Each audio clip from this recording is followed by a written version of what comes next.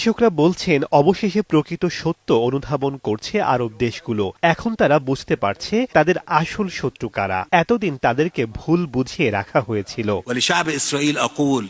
আন্তর্জাতিক বিশেষজ্ঞরা মনে করছেন এবার খোলস থেকে বের হয়ে আসার চেষ্টা করবে মধ্যপ্রাচ্যের দেশগুলো। যুক্তরাষ্ট্র ও পশ্চিমাদের মুখস্থ বুলি থেকে হয়তো মুখ ফিরিয়ে নেবে তারা। পশ্চিমা দেশগুলো এতদিন বুঝিয়েছে আরব দেশগুলোর প্রধান শত্রু ইরান। সম্প্রতি কাতারে ইসরায়েলের হামলার পর পাল্টে যাচ্ছে যুক্তরাষ্ট্রের বহুদিনের ছক। এখন আরব নেতারা আশঙ্কা করছেন যে কোনো আরব দেশে যে কোনো সময় হামলা চালাতে পারে ইসরায়েল। সাম্প্রতিক ঘটনা বিশ্লেষণ করে বোঝা যাচ্ছে ইসরায়েলের সাথে সম্পর্ক ক্রমেই অবনতি হচ্ছে মধ্যপ্রাচ্যের দেশগুলোর। পক্ষান্তরে এতদিন শত্রু হিসেবে বিবেচিত হওয়া ইরানের সাথে সম্পর্ক উন্নত হওয়ার সম্ভাবনাও দেখা দিয়েছে।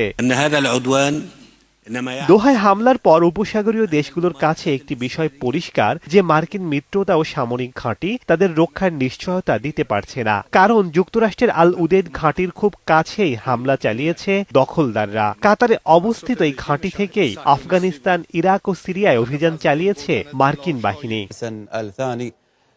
আরব নেতারা মনে করছেন এখন ইসরায়েলই তাদের জন্য সবচেয়ে বড় হুমকি। কারণ দখলদার বাহিনীর পদক্ষেপ দিন দিন আরো বেপরোয়া হচ্ছে, যা আরব বিশ্বের প্রচলিত কূটনৈতিক ও নিরাপত্তার নিয়ম নীতি ভেঙে দিচ্ছে।